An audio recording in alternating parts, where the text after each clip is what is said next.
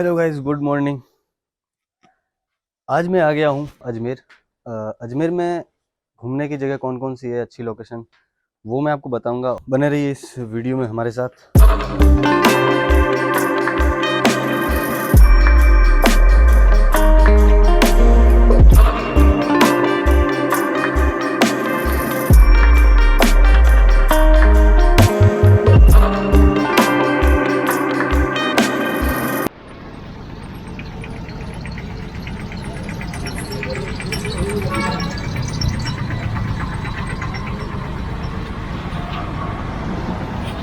अजमेर में मैंने देखा यहाँ के जो ये टेम्पो चल रहे हैं, इन्होंने अपने गेट खोल रखे हैं। पता नहीं क्यों खोल रखे हैं, ये क्या बात है। हो सकता है कि ट्रैफिक की वजह से अगर कि बार बार खोलना पड़े, इसलिए निकाल ही दिया परमानेंट सॉल्यूशन।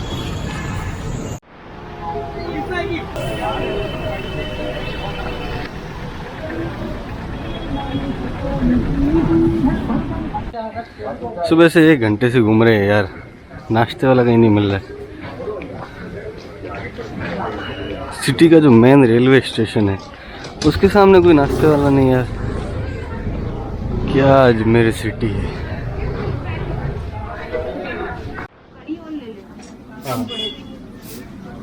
मैंने इसलिए नहीं भरी ढूंढे। हाँ हाँ,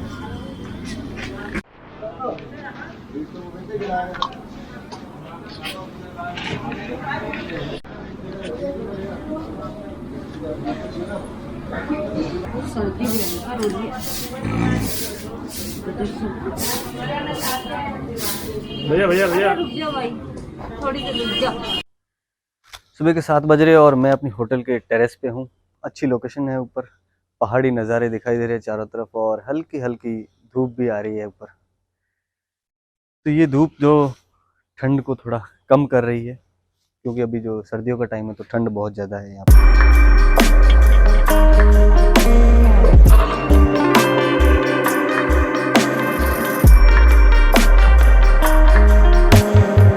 अजमेर शहर में हमारा एक डेस्टिनेशन था, सोनी जी की नसिया।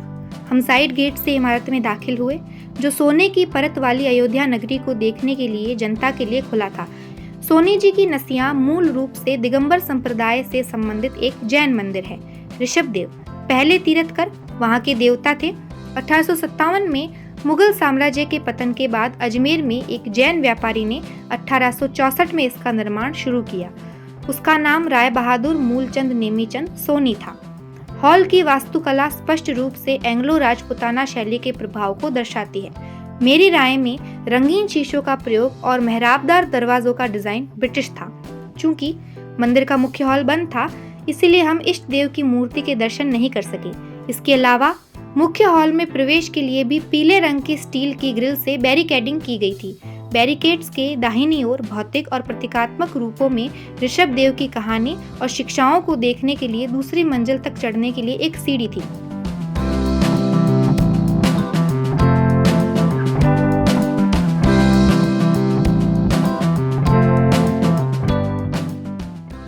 दूसरी मंजिल पर हम एक खूबसूरत डिजाइन वाले गलियारे में पहुंचे।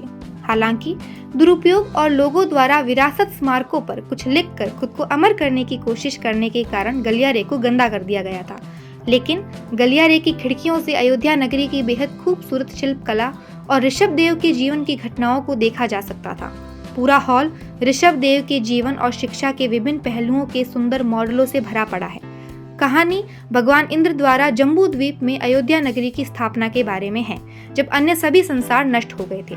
इसी अयोध्या नगरी में ऋषभ देव का जन्म हुआ था। यह अयोध्या नगरी बहुत सुंदर थी। पूरा मॉडल गोल्ड प्लेटेड था। मॉडल को बनाने में करीब 25 साल का समय लगा था। मंदिर के साहित्य में यह उल्लेख है कि 1895 में मंदिर में एक विशाल उत्सव का आयोजन किया गया था, जब यह पूरा हो गया था। यहाँ तक कि हॉल की छत भी सोने की तरह चमक रही थी। मैं मंत्रमुग्ध होकर वहीं खड़ी हो गई और इतिहास की घटनाओं की कल्पना करने लगी। मंदिर ने मुझे मौन स्वर में बताया कि हे यात्री, 1192 ईस्वी में जब पृथ्वीराज चौहान की हार हुई तो अजमेर के प्राचीनतम जैन मंदिर को मस्जिद में बदल दिया गया।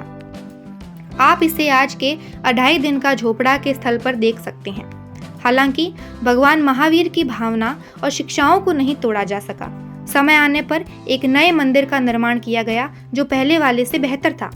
मैं बीते जमाने की भावनात्मक उथल पुथल को समझ गई और दबी आवाज में बोली, हे सुंदर मंदिर, हर युग के पास दिखाने के लिए कुछ होता है और साबित करने के लिए कुछ होता है, लेकिन जो कोई भी आपके बारे में सोचता है वह बहुत स्पष्टवादी व्यक्ति होना चाहिए जिसमें सुंदरता की गहरी समझ हो।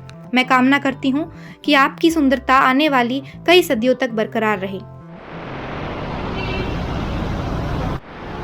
उधर पीछे की साइड सोनी जी की नसियाँ है और इस साइड ये जो जैन मंदिर है। सोनी जी की नसियाँ में तो कोई भी जा सकता है, लेकिन जैन मंदिर में सिर्फ जैन समुदाय के लोग ही अलाउ हैं।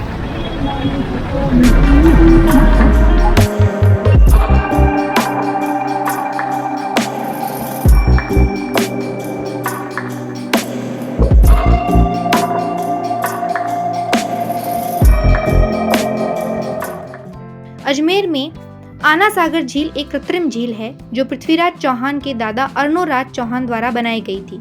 वे आना जी के नाम से भी जाने जाते थे, इसीलिए इस झील का नाम उनके नाम पर है।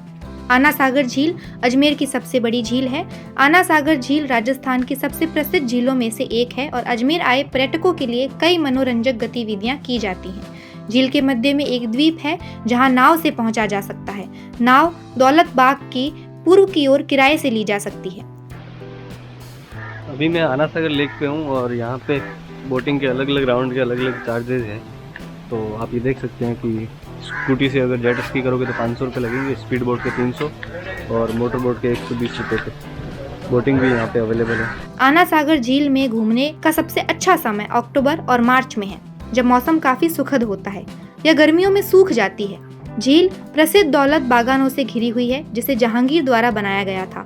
साथ ही यहाँ शाहजहां ने झील की पाल पर संगमरमर की सुंदर बाहर दरी का निर्माण करवाकर इस झील की सुंदरता में 4 चांद लगा दिए।